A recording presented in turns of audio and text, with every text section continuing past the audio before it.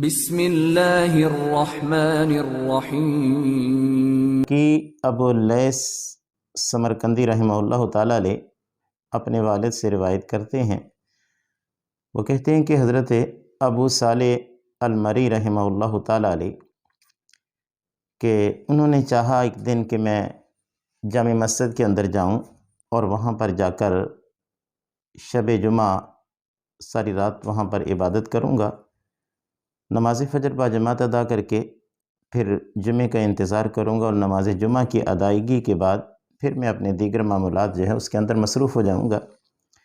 کہتے ہیں کہ ابو صالح المری جامع مسجد کی طرف جا رہے تھے کہ راستے میں قبرستان تھا، قبرستان کے قریب سے گزرے تو دل کے اندر یہ بات آئی کہ کیوں نہ میں یہ شب جمعہ جو ہے یہیں قبرستان کے اندر گزار لوں۔ وہیں انہوں نے پڑاؤ کر لیا، رات کو انہوں نے نوافل ادا کیے اور پھر کچھ دیر کے لیے آپ لیٹ گئے۔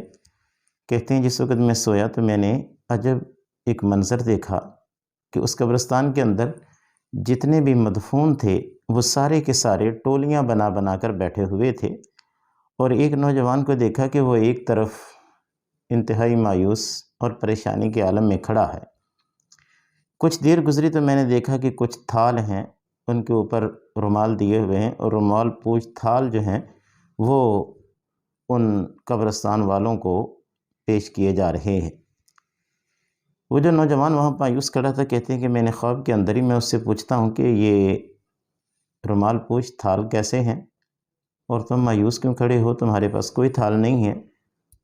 وہ کہنے لگا کہ یہ جو تھال آپ دیکھ رہے ہیں یہ حقیقت کے اندر وہ تحائف ہیں جو ان کے پیچھے ان کی اولاد، والدین یا ان کے بہن بھائیوں یا اقربا اور حلقہ احباب نے ان کے لیے ایصال ثواب کے طور پر بھیجے ہیں۔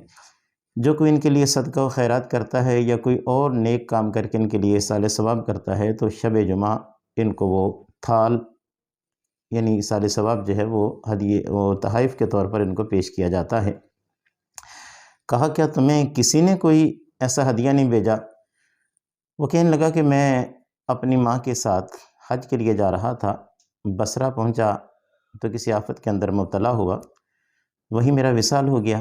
میری ماں نے دوسرے شخص سے شادی کر لی اور اس نے اس بات کو کبھی ظاہر نہیں ہونے دیا کہ میرا کوئی بیٹا بھی تھا۔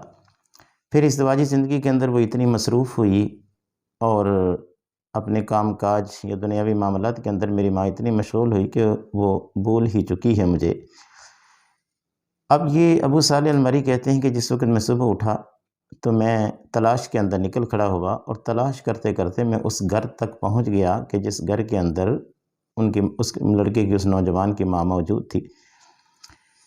میں نے کہا کہ میں ابو صالح المری ہوں، میں تم سے علیحدگی کے اندر کوئی بات کرنا چاہتا ہوں۔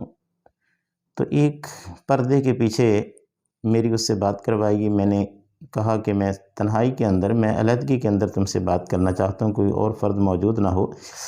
تو جس وقت میں ان سے بات کرنے لگا تو میں نے ان سے پوچھا کہ کیا تمہارا کوئی بیٹا ہے؟ اس نے کہا کہ نہیں، میرا تو کوئی بیٹا نہیں۔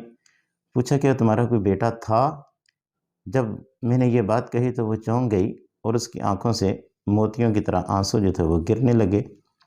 کہنے لگی وہ بڑا کڑیل نوجوان تھا، بڑا خوبصورت تھا اور بصرے کے اندر اس کا انتقال ہو چکا تھا۔ ابو صالح المری کہتے ہیں کہ میں نے پھر سارا واقعہ جو تھا وہ اس کو بتایا تو اسی وقت اس عورت نے مجھے 1000 دینار دیے اور کہا کہ اس کو لے جاؤ اور میرے بیٹے کی طرف سے صدقہ، میرے بیٹے کی طرف صدقہ و خیرات کر دو اس کے لیے، اس کے ایصال ثواب کے لیے۔ کہتے ہیں میں لے کے چلا گیا اور میں نے جا کر اس کے لیے ایصال ثواب کیا، صدقہ و خیرات کر دیے اس کے ایصال ثواب کے لیے۔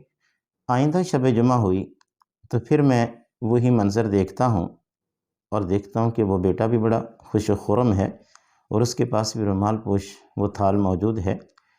تو میں نے جب اس سے پوچھا کہ اب تم کیسی ہو تو اس نے کہا اب میں انتہائی اطمینان اور سکون کے اندر اور مجھے کسی قسم کی کوئی مایوسی نہیں ہے۔ اور وہ بتانے لگا کہ ہر شب جمعہ کو اسی طرح ان کے تحائف جو ہے وہ ان قبرستان والوں کو پیش کیے جاتے ہیں۔ ابو صالح المری کہتے ہیں کہ میں نے اس سے پوچھا کہ کیا تمہیں علم ہے کہ یہ شب جمعہ ہی ہے؟ وہ کہنے لگا کہ صرف مجھے ہی نہیں بلکہ ہر چرند پرند اور ہر شخص، ہر چیز کو پتہ ہوتا ہے کہ آنے والا دن کل جمعہ ہوگا اور آج کی شب جو ہے وہ شب جمعہ ہے۔